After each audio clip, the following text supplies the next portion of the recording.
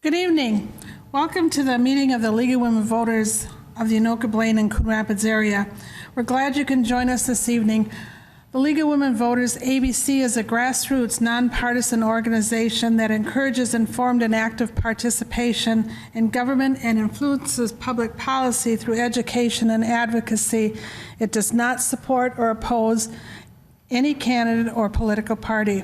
Tonight we're going to be talking about one of League's favorite topics, water, and we're going to talk specifically about water in our area. Our focus will be on our local watersheds and some current events that offer opportunities for citizen involvement in water management. We're going to have two speakers this evening, Gretchen Sable, a member of the League of Women Voters and chair of the Anoka County Water Task Force, and she's also chair of a new organization, the League of Women Voters Upper Mississippi River Regional Interleague Organization, and that is an organization that covers 5 states, leagues in 5 states, and they're concerned with the Upper Mississippi, and I think they're going to focus primarily in the beginning on cleaning it up. Our other speaker is Todd Haas, chair of the Lower Rum River Water Management Organization and Assistant Public Works Director for the City of Andover. I'd also like to thank the City of Andover for allowing us to use their council chambers for tonight's meeting, and thank you to QCTV for filming this cablecast event. And we're going to start with Gretchen. Thank you, Georgette.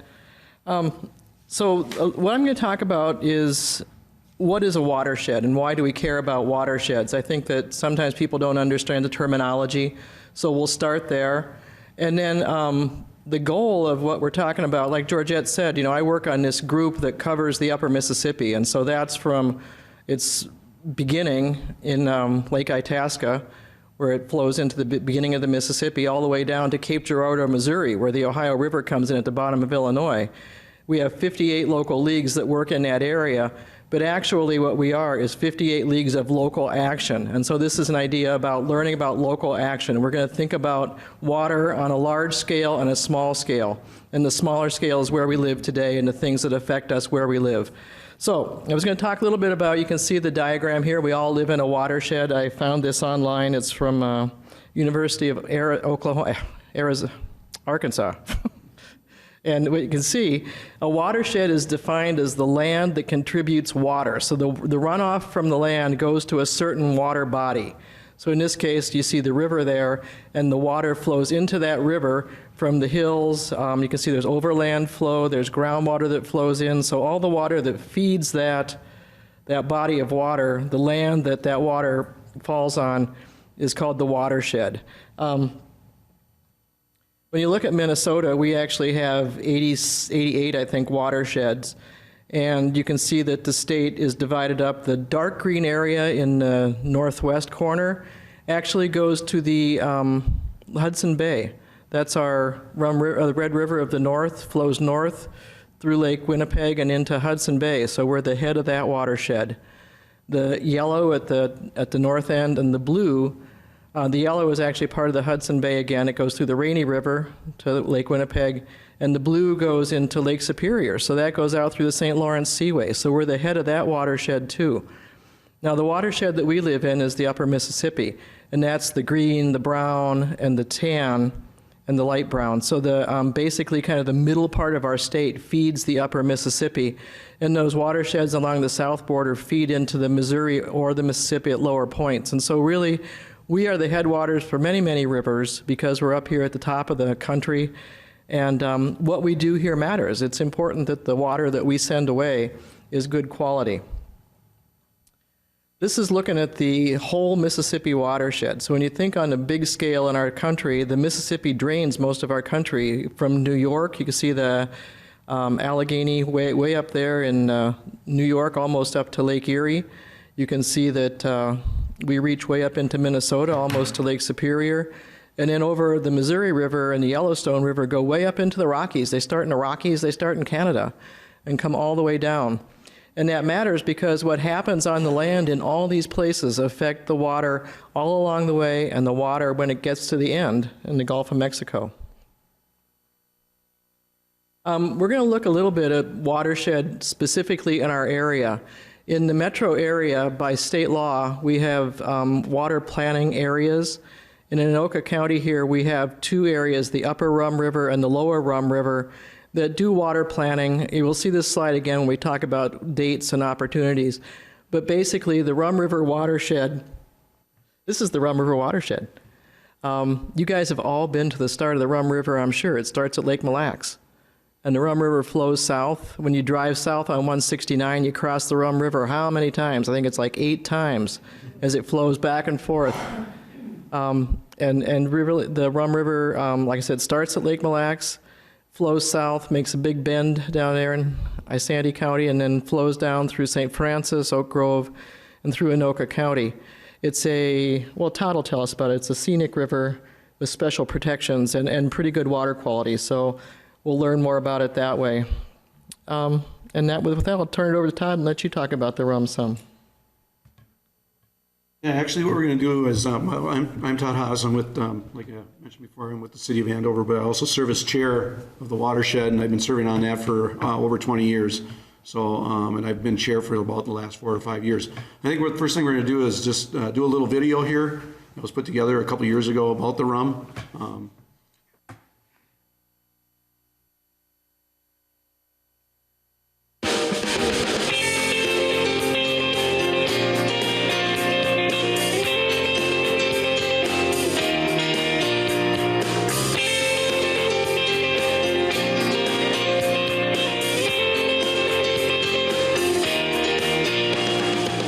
Hi, I'm Todd Haas. I'm the chair of the Lower Rum River Watershed Management Organization. And it's in the middle of September here in 2013. It's our biannual or our annual trip, or every 2 years that we do a trip down the Rum River. And we're going to take a look at some of the projects that have been going on and some of the other things, including projects that homeowners have done to make sure that they are in compliance with the scenic river rules. But we're also going to take a look at some of the floodplain areas, along with some of the wildlife that you can enjoy if you want to come down the Rum River. The Water Management Organization has been around since the 1980s. It consists of the cities of Anoka, Coon Rapids, Andover, and Ramsey. Later this year, the city of Coon Rapids will not be a member anymore. They'll belong to the Coon Creek Watershed District, and it'll be just 3-member cities. So enjoy the trip, and we'll talk about each of the improvements as we cruise down the river.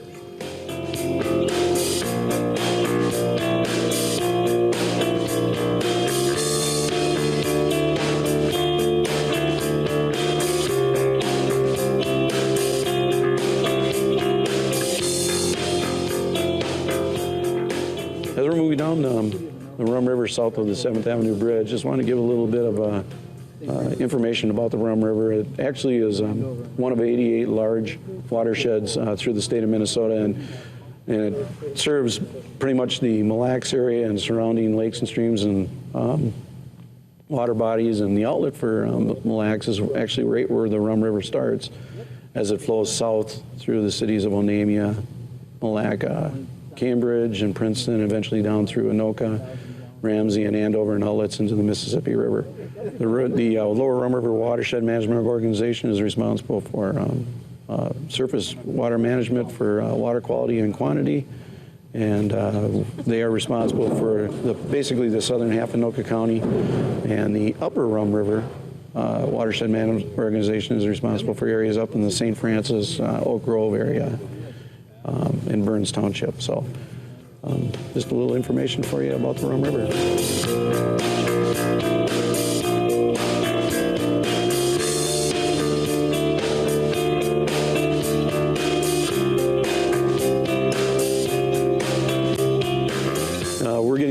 We're getting closer towards the kind of the south end of the Rum River, closer to the city of Anoka.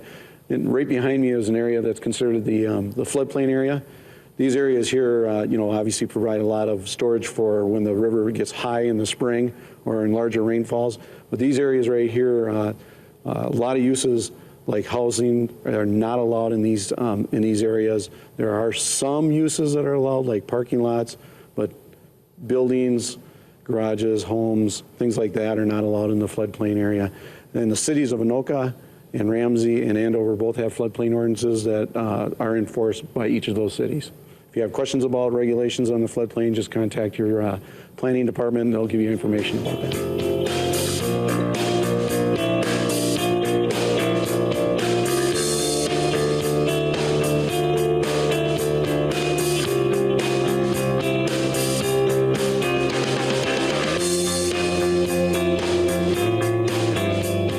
Jamie Sherbon from the Anoka Conservation District, and behind us we have a pretty dramatic project where new development is occurring and the bank was failing at the same time. So as a part of that development, the developer and the city and the Conservation District and the DNR found a way in which we could do some pretty dramatic work to stabilize that bank now in anticipation that it would fail and rehabilitating it later would be exceedingly difficult.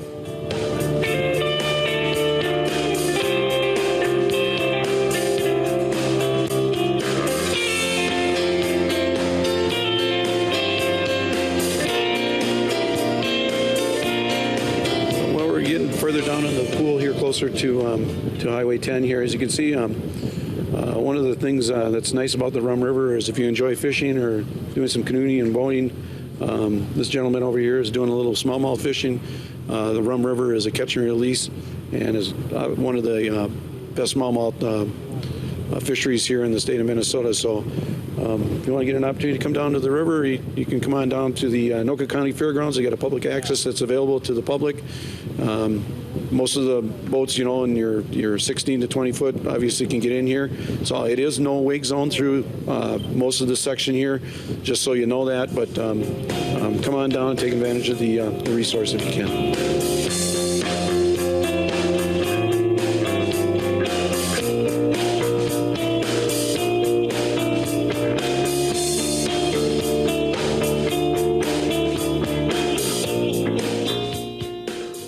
One important project that's going on for the Rum River is called the Watershed Restoration and Protection Project, or WRAP for short.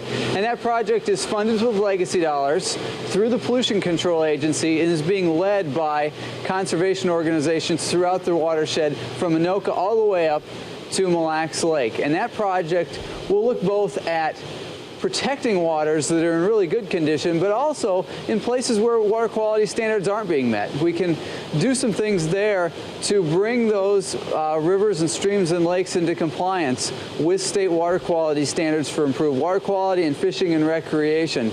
It does include the Rum River, but also the streams that feed into the river and lakes that are located anywhere within that watershed. Thanks, Jamie, for the information about the WRAP program. I think that's very informative for the public to understand what's going on along the Rum River and some of the studies the Pollution Control Agency is doing. Before we wrap up here, I want to kind of just remind everybody, if you have questions about the Rum River, certainly you can contact your city and talk to the planning departments regarding the floodplain ordinance. And also the scenic river districts that are under their responsibility as far as enforcement and what is and is not allowed in those sections of the ordinance. I hope everybody enjoyed the video. Obviously, we all are concerned about the water quality of the river, and we as an organization are doing our part, but really it's really up to everyone to do their part and try to do what they can to preserve and protect this resource. There's a lot of opportunities down here to fish and swim and to canoe and all those things that people like to enjoy when they're down on the river. So we appreciate everybody's effort to try to protect this resource.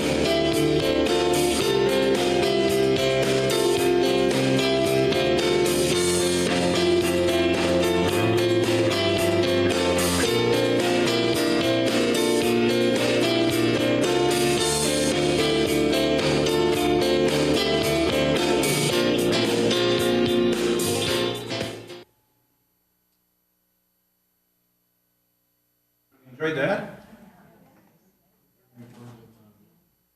Nice job done by QCTV on that. Just want to talk a little bit about, this is a slide presentation we had here a couple of years ago. We invited the cities of Ramsey, Anoka, and Andover council members. We try to do that every couple of years just to kind of let them know what's going on, because it is a joint powers agreement between the three cities, and so obviously they have an interest in what's going on with the Lower Rum. Member communities, like mentioned in the video, is Andover, Anoka, Coon Rapids, or excuse me, Ramsey. Coon Rapids no longer is a member. They had a very small portion down here in the south end. They are now part of the Coon Creek Watershed District. The entire city of Coon Rapids is.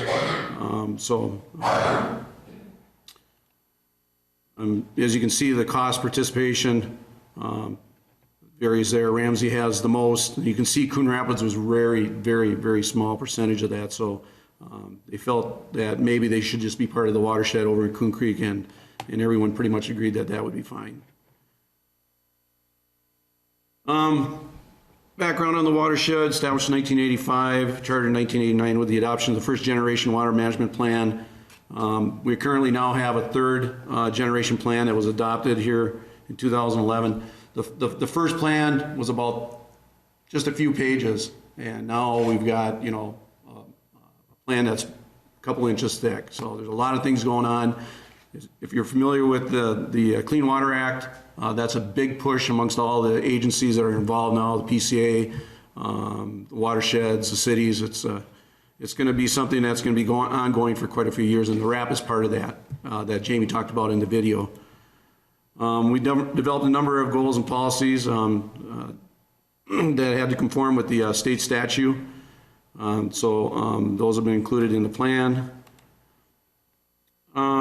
There's a list of some of the goals and the policies that are adopted by the WMO. Protect, preserve, and use natural surface and groundwater storage and retention areas. So if you're familiar with developments, back in the day, before the early 1990s, it used to be that you just be able to discharge your water directly into the lakes and rivers and streams. And nowadays, you've got to control the amount of water that goes into those streams or those lakes. And then also, because of all the sediment that we collect from the streets, now they're required to build sediment ponds before they discharge in there, just to protect that resource. So that's what's going on. Other important ones, groundwater recharge. That's always a very hot topic.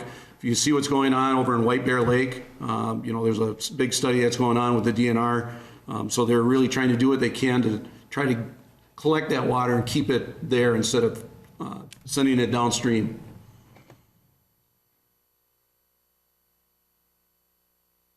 The Lower Rum will work with member cities, the maintenance and the control of the Rum River Dam. The ownership right now is with the city of Anoka, and it is our understanding among the board that Anoka would like to retain that maintenance and that ownership of the dam. Where the board itself is kind of going through that process right now with the Board of Water and Soil Resources. Most of you are probably very familiar with the dams down located in the city of Anoka there. Just upstream of the Mississippi River. A little history there. First timber dam was constructed in 1853 and basically was used to provide power for the sawmill.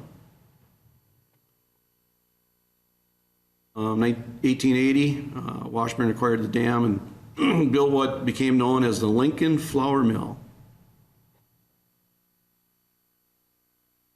A little history on recreation in the 1910s and 20s. The Rum River near Anoka sees its first extensive recreational use. 1935, the city of Anoka purchases the dam and its flowage rights from the Pillsbury Milling Company.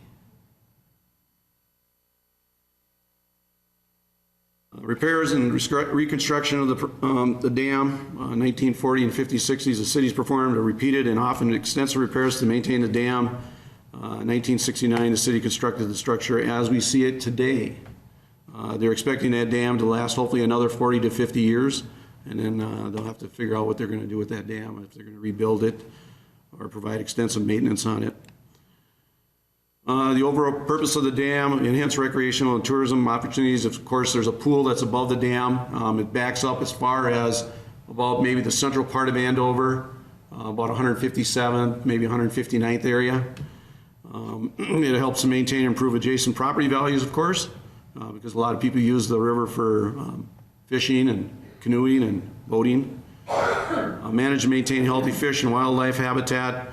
That's part of that RAP program right now that the Conservation District has been heavily involved with to see what they can do and find out where those issues are on the river so that we can try to fix those so that the fisheries stays healthy like it is right now. And it, of course, it helps stabilize groundwater levels for wetlands and wells in the vicinity. Where are we today? Overall, the dam structure health is good. Maintenance inspections occur biannually by the city of Anoka. Recommended repairs have been largely accomplished, and the dam's life expectancy at this point, barring catastrophe, is about 30 years. They're expecting hopefully more than 30, closer to 40 or 50, but we'll see how it goes. Annual basis here for the costs. City of Anoka spends about $15,000 per year for the normal dam maintenance. This includes installing and removing the flashboards, debris removal, and lighting maintenance. Some of you probably have seen that in the past. Them actually working on the dam. The original construction was $650,000. Maintenance over 40 plus years is $550,000. New costs, the ongoing maintenance, about 18. Potential invasive fish barrier, they cost that out about $4.2 million. About 2-3 years ago, the city of Anoka was looking at trying to get a fish barrier through our elected officials down at the state, and they did apply for a grant, but unfortunately they were not one of those projects that were selected. So we'll have to see where that goes from here. Of course, a lot of it has to do with the Asian carp. Some of you are familiar with that. Out east, the Illinois River, and some of those areas, those fisheries are, the Asian carp has been a problem.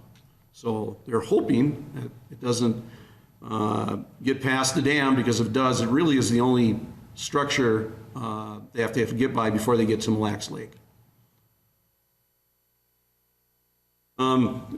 Just some of the stormwater or funding sources they would have used for making that fix or providing that fish barrier. Again, invasive species.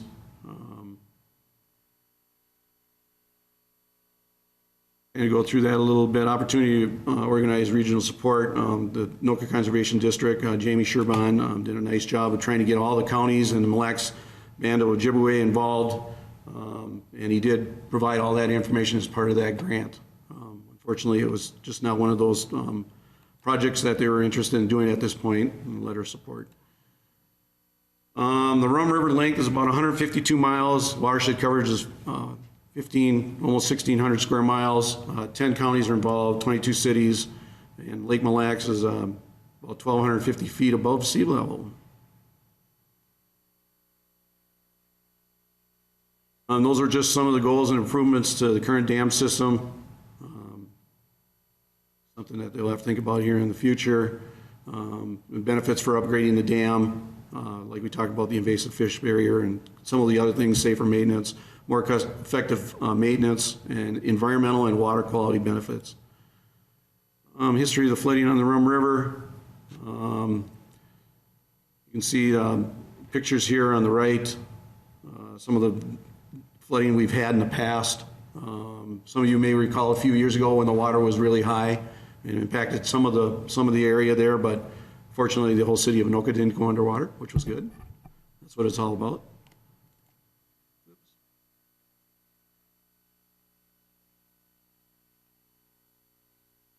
These are just some of the costs that they were evaluating if the grant was not successful and the dam had to be updated. And that's pretty much about it. If you're interested, the Lower Rum River does have a website. And the Anoka Conservation District is responsible to keep up the website, but it's at lrrwmo.org. There's a lot of information on there. We do require that developers have to obtain permits from the WMO, not only from the city, but from the WMO, and they have a consulting engineer who reviews those plans. The WMO is also responsible for the Wetland Conservation Act for each of the 3 cities, Ramsey, Anoka, and Andover. So they are responsible to enforce that from year to year. Any violations is gone through the Anoka Conservation District along with the WMO. There's an annual report that has to be submitted to the state every year, and the WMO does get refunded on some of those services that we provide through the state. So anyways, that's it from my presentation. Give me the, Sure. you'll need to. Change that? So one of the things that Todd was talking about, the watershed itself has an overall geographic boundary. You know, a watershed is a physical attribute of the land. It's based on where the land is high and low, and the high points define the watershed boundary, and the low points convey the water to a single point or a single course of water. So the RAP that Todd was talking about, this plan, covers the entire watershed. And that RAP is on public notice right now. And so if people are interested in reading the RAP and participating in the discussion on the RAP, you can go to the Anoka Conservation District website and find it there.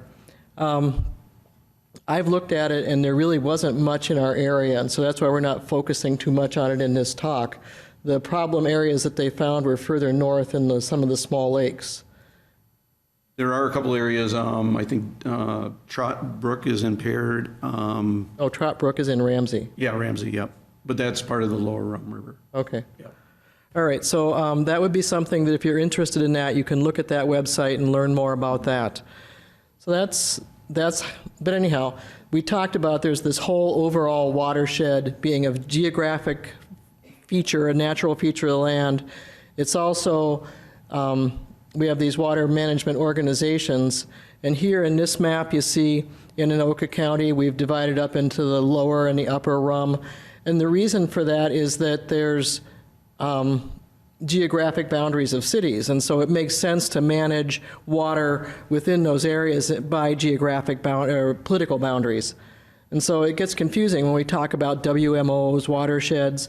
A watershed is a physical feature of the land. A watershed organization is a governmental organization set up around that watershed. And a water management organization is actually a joint powers board set up of political boundaries. So cities contribute to the Joint Powers Board to regulate water.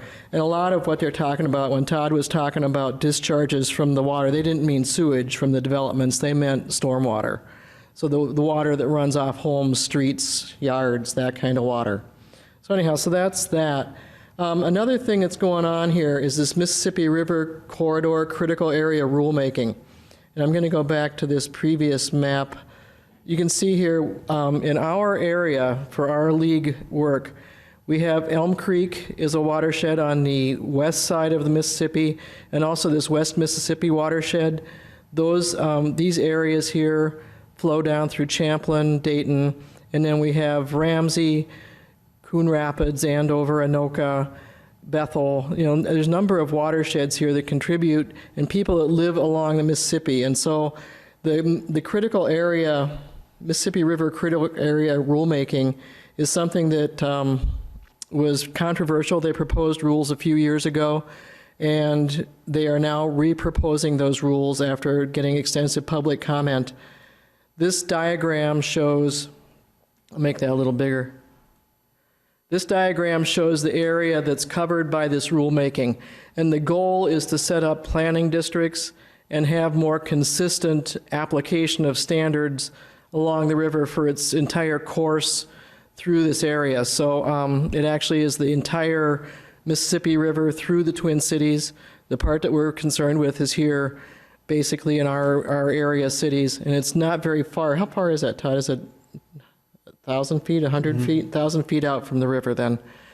And they've set up different areas. So this is something that you should take a gander at, and you may be interested in if you are within that many feet of the river. There's going to be 2 public hearings on that. One is on Wednesday, June 15th at Greenhaven, and the other is on Thursday, June 16th at the Mississippi Watershed Management Organization. So there's that Watershed Management Organization word again.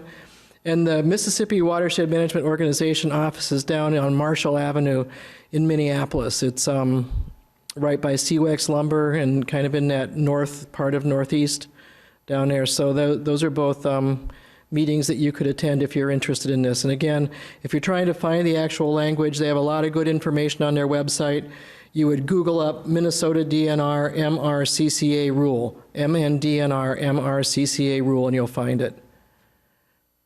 Other things that are going on, I've shown this picture before here. There's planning that goes on, like we talked about. The RAP is the overall plan for the Rum River watershed. But these smaller water management organizations are also doing planning. And so the Upper Rum River Management has their plan is going to be coming out soon. They're now gathering information to draft their plan. So if that's something that you're interested in, you can find their website, Upper Rum River. They are going to be having a meeting soon on May 29th, I believe, where they would talk about issues and gather input for their plan. So that's another thing that people can do. You can see the dates here on this diagram. The Upper Rum is working in 2017, the Lower Rum 2021, Coon Creek 2021, Elm Creek just did theirs in 2014. So there's a lot of planning that goes on. And city plans, city comprehensive plans, need to look to these water plans as well for consistency. And so as cities are working on their plans, we're going to be working to draw those together. So that's all a lot of information that's out there. Todd also mentioned groundwater problems, and this is one that's been a challenging area. You guys have all heard about the dropping water levels on White Bear Lake. White Bear Lake is dropping its water level because the groundwater that fed that has dropped. There's so much groundwater use by municipalities that the water levels have dropped, and now we've seen White Bear Lake drying up because the support from beneath isn't there anymore. So the legislature a couple years ago set up this, told the DNR to study it. DNR set up the North and East Metro Groundwater Management Area, and the goal of that was to identify the causes of the problem, which they determined to be groundwater withdrawals. And you can see there that areas in Blaine, Circle Pines, Fridley, a lot of the areas that our league serves are covered here by this plan. An agreement was recently reached, and actions will be occurring now to try to assist cities in using less water and to assist the lake in getting a higher water level. The legislature is actually talking about it right now, trying to determine which kind of augmentation do we need. Do we need augmentation of city water supplies, or do we need augmentation of the lake? So there's still a number of actions and activities going on in this. It's an area that's important. It's important that we follow these, and we need to recognize that as people who use water in cities, we're all groundwater users here. Everybody in this area, either our cities provide us water from groundwater, or we have private wells and we get water from groundwater. So it's important that we understand our groundwater supply and that we manage it in a way that it provides all the needs, including for surface water restoration. So that's kind of, this shows where groundwater use is within that groundwater management area. You can see the big blue part of this pie chart is water supply. And so more than 60% is water supply. Just to think about it, as we're going into summer, the greatest water use is in the summer, and we all know where that's going. It's going on our lawns. And so if you manage your grass in a way that you don't have to water it so much, you could water deeply instead of watering every day, water every few days and water more deeply. The grass gets longer roots, it's healthier, and it can withstand drought. If you have an irrigation system in your yard, make sure that it's set correctly. Make sure that you don't run it on rainy weeks. We're going to have a rainy week here, so you don't need to run it this week. Make sure it doesn't run. So those are important things that we can all do to help protect groundwater quantity. Another use here is pollution containment. You guys have all heard about the arsenal, the Twin Cities Arsenal, and the pollution problems there that caused problems in city water supplies, New Brighton, Fridley. And to contain that, they have been pumping water out, and so that's a big water use as well. There's industrial processing, domestic wells. As it goes down, you can see that there's less and less use for all these areas. The big dog in the water use issue is city well, or water supply for all of us. So it's important to do our part in keeping that down. This is the headwaters of the Rum, again, at Lake Mille. It's a lovely picture. It's important that we all think about water, that we think about our role in protecting water, that we understand that water has both natural boundaries, a watershed, and political boundaries, and that we work together with our member cities and other people to protect water in the way that's most effective. And so with that, we'll wrap up this part of the session. Thank you very much for coming, and we'll take questions once we're all done here. Thank you.